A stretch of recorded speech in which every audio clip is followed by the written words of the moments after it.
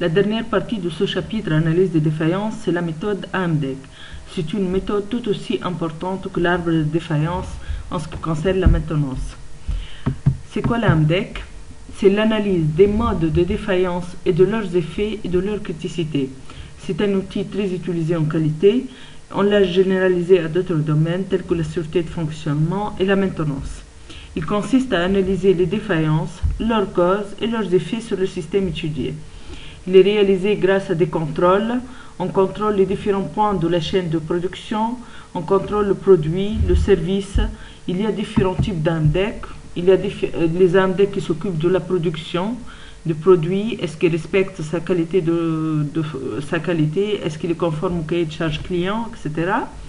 Il y a l'AMDEC procédé qui s'occupe aussi du procédé de fabrication du produit. Il y a l'AMDEC processus, il y a l'AMDEC service. Ce qui nous intéresse essentiellement s'appelle l'AMDEC moyen. Il est aussi dit AMDEC moyen de production ou AMDEC machine. Elle concerne l'analyse des défaillances liées aux machines.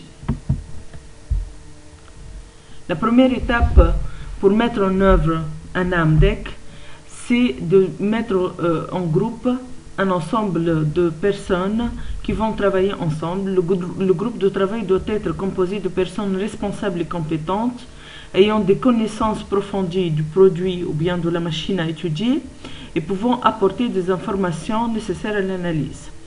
Il doit au minimum avoir un concepteur qui apporte sa connaissance du système, un membre de la production du système, un membre de la maintenance, un membre responsable du pilotage et un animateur de ce groupe de travail.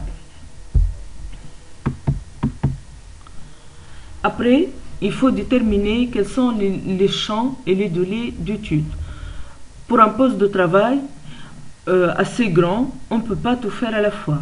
Il faut déterminer un champ limité. Un champ trop important à étudier va conduire à un exercice fatigant pour l'ensemble du groupe de travail, et en plus on ne peut pas aller vraiment dans la profondeur de l'étude s'il y a trop à faire. Donc on choisit généralement un champ assez limité parce que ce groupe de travail il doit travailler au moins 2 à 3 mois ensemble sur ce système. Si on agrandit énormément le système, on va perdre en précision de l'étude. Ensuite, il faut faire le découpage fonctionnel du système étudié en question. Comment on fait le découpage fonctionnel? On utilise une méthode d'analyse fonctionnelle telle que la méthode SADT. La méthode SADT constitue une analyse descendante d'une machine ou d'un ensemble d'un procédé, d'un ensemble d'actions. On commence par le niveau A0 qui contient une action globale et les éléments d'entrée-sortie au système. Et puis, on pourrait descendre à l'analyse A1, A2, jusqu'à avoir plus de précision sur notre fonctionnement du système. On pourrait aussi utiliser la méthode FAST.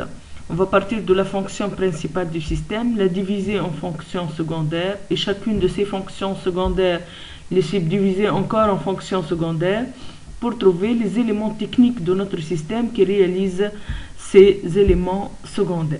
Donc il faut choisir une méthode d'analyse fonctionnelle pour décrire fonctionnellement notre système. L'étape suivante, c'est la collecte de données. Il faut maintenant rassembler toutes les données en relation avec la maintenance de ce système, puisqu'on va faire un AMDEC machine ici. Donc ces données peuvent être internes, issues d'études de dossiers antérieurs, de documentation et de données techniques, ou bien externes, accessibles auprès d'organismes spécialisés. Le groupe de travail évalue la pertinence des données, identifie la source et contrôle la validité actuelle des informations, puis ces informations sont synthétisées et diffusées. L'étape suivante, c'est la mise en œuvre du tableau AMDEC. Cette étape consiste à décrire les risques potentiels de dysfonctionnement du composant. Elle s'effectue avec le support du tableau AMDEC suivant. Dans ce tableau, on va trouver les catégories suivantes. Tout d'abord, notre pièce étudiée. Quelle est sa fonction? Qu'est-ce qu'elle fait, cette pièce? Quels sont les modes de défaillance potentielle? Je vous rappelle, les modes de défaillance sont les symptômes qui vont nous dire qu'il y a défaillance. Quel est le fait de cette défaillance sur notre système étudié? Quelles sont les causes possibles de ce défaut ou de cette défaillance? Après avoir fait cela, on va déterminer s'il y a des contrôles ou des choses qui sont faites actuellement pour éviter ce problème ou bien ce défaut. Sinon, on n'écrit rien à signaler. Après, on va calculer la fréquence, la gravité et la non-détection de ce défaut. On va revenir à ces paramètres tout à l'heure et on va déduire un critère qu'on appelle criticité. Une fois que la criticité a été déterminée, ça va nous permettre de classifier les différentes causes et les différents défauts que nous avons en relation avec ce système. Et on va voir quelles sont les mesures de réparation et de solution qu'on doit faire pour mettre en œuvre, pour éviter ce problème en fait. Normalement, notre tableau s'arrête ici. Une fois qu'on a les mesures prises, on va patienter un moment pour voir l'efficacité de ces mesures prises. Si on va calculer encore une fois ce critère de criticité, on va voir si nos mesures étaient efficaces ou pas. Si ils étaient efficaces, on devrait trouver une chute de cette valeur de criticité. Sinon, on doit changer encore une fois les mesures qu'on a prises pour améliorer cette criticité. Le F, c'est la fréquence d'opération, c'est la fréquence d'occurrence de la défaillance. Le G, c'est la gravité de la défaillance. La non-détection, c'est le ND. Qu'est-ce que ça veut dire? F, elle va décrire combien cette défaillance est apparue lors, par exemple, du dernière année étudiée, lors des 3 derniers mois, lors des 6 derniers mois. Donc, on va prendre une période de référence d'observation. Et sur cette période de référence, on va voir combien de fois cette fréquence est apparue. On va se baser sur le tableau 2 pour donner une note à F. Si cette défaillance est apparue moins d'une fois par mois, on va mettre 1. Au moins une fois par mois, on va mettre 2. Au moins une fois par semaine, on va mettre 3. Au moins une fois par jour, on va mettre 4. Au moins une fois par quart. Un quart, c'est-à-dire un quart de jour, c'est-à-dire 24 heures sur 4, 6 heures. Au moins une fois par 6 heures, on va mettre 5.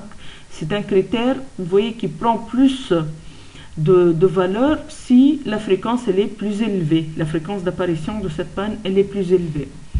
Le G, il concerne la gravité de la défaillance. Ici, la gravité de la défaillance est mesurée par rapport au temps d'arrêt qu'elle va causer à notre système. Donc, si notre système a causé une panne inférieure à 5 minutes, on va donner 1. Supérieure à 5 minutes et inférieure à 1 heure, on va donner 2. Supérieure à 1 heure, on va donner 3. Supérieur à un quart, on va donner, un quart c'est toujours 6 heures, on va donner 4. Et bien supérieur à une journée, c'est beaucoup trop long, on va donner 5. Vous voyez aussi que la gravité, on va lui donner une note autant plus élevée que le temps est élevé. La non-détection, ce sont les moyens qui nous montrent est-ce que cette défaillance elle est détectable ou pas. Est-ce qu'on pourrait détecter facilement cette défaillance ou pas? Si le défaut est signalé par la machine avec arrêt de la machine, on va donner 1. Signalé par la machine sans arrêt, 2. Défaut détectable en visuel avec les yeux, on va donner 3. Défaut détectable à l'autocontrôle, c'est-à-dire avec des mesures et des tests, on va donner 4. Et puis un défaut indétectable carrément, on va donner 5. Le produit de F fois G fois ND, il va constituer ce critère qu'on appelle criticité. Plus la criticité elle est élevée, plus le problème il est grave. Une fois qu'on a calculé la criticité, on va la situer dans un intervalle bien déterminé. Pour chacun de ces 4 intervalles, on va avoir des actions correctives ou préventives peut-être à faire pour trouver des solutions. Par exemple, si la criticité elle est comprise entre 1 et 12, on va faire simplement de la maintenance corrective. Entre 12 et 16, de la maintenance préventive ou bien de la maintenance systématique.